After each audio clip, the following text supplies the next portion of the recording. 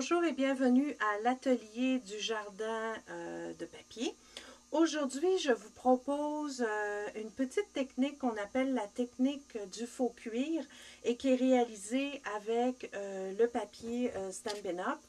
Pour réaliser cette technique, c'est important d'avoir du papier de très bonne qualité. S'il faut que ce soit du papier à double épaisseur, vous allez comprendre pourquoi. Donc, le papier Stampin' Up! Est vraiment approprié pour faire ce genre de projet. Donc, avec cette technique, voyez-vous, j'ai réalisé les cartes qu'on voit sur mon blog aujourd'hui.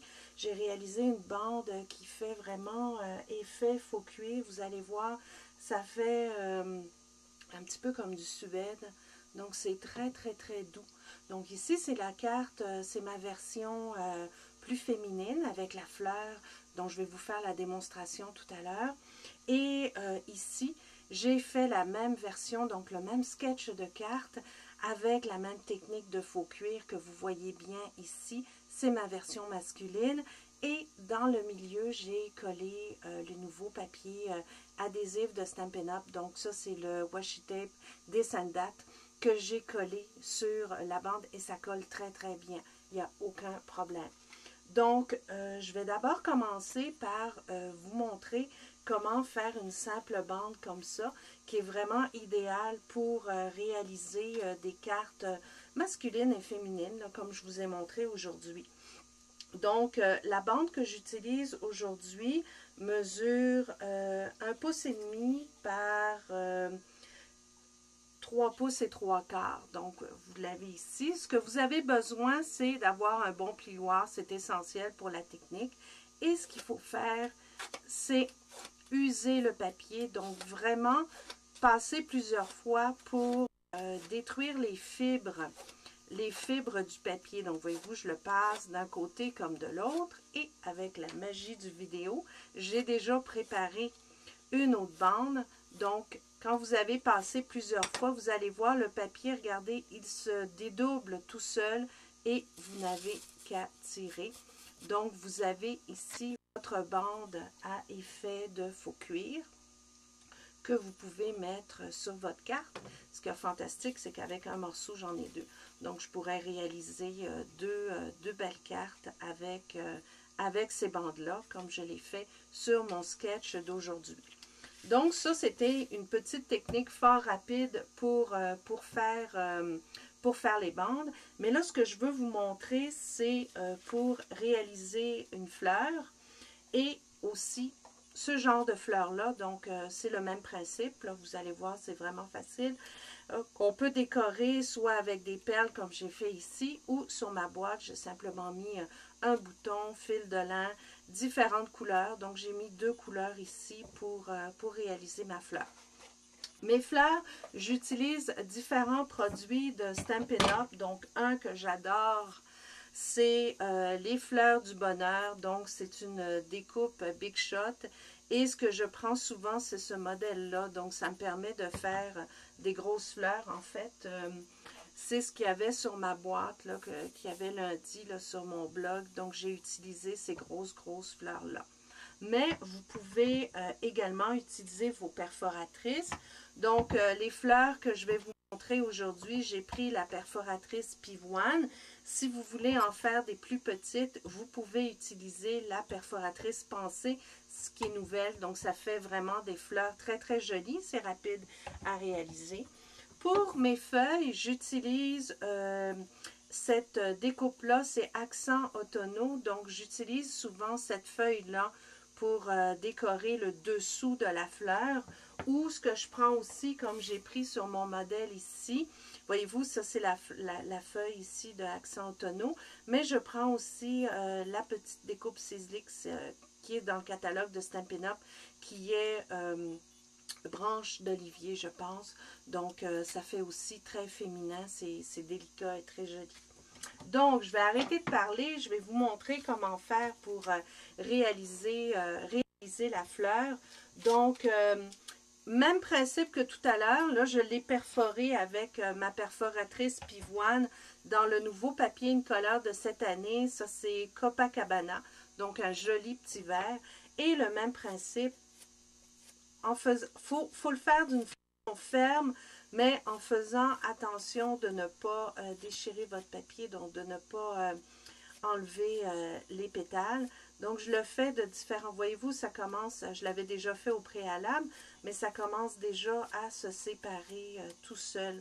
Donc, une fois que c'est fait, que vous l'avez fait plusieurs fois, ça se défait tout seul. C'est vraiment très, très facile. Donc, plus vous mettez de fleurs, et ce qui est le fun, c'est que vous en avez 2 pour le prix d'une. Donc, plus vous mettez de fleurs, plus votre fleur va être fournie. Donc, je vais vous montrer maintenant comment monter mes fleurs. Donc, j'ai déjà préparé plusieurs découpes que j'ai déjà séparées. Donc, vous avez besoin du tapis, le petit tapis de Stampin' Up pour perforer qui est vraiment parfait, l'outil à perforer et vous avez besoin d'attache parisienne. Donc, je vais prendre celle-ci, une petite attache parisienne pour attacher le tout. Donc, dans un premier temps, vous prenez toutes vos fleurs et vous les écrasez. Donc, il ne faut vraiment pas vous gêner là, pour bien les écraser pour qu'ils soient froissés. Et là, ce que je fais, c'est que tout doucement, je les déplie. Je m'assure que vous voyez bien. Oui, c'est parfait comme ça. Donc, je les déplie. Et je vais les intercaler donc pour que les pétales ne soient pas toujours au même endroit. Je me suis bien centrée. C'est parfait, vous allez bien voir. Donc, voyez-vous, je les place comme ça.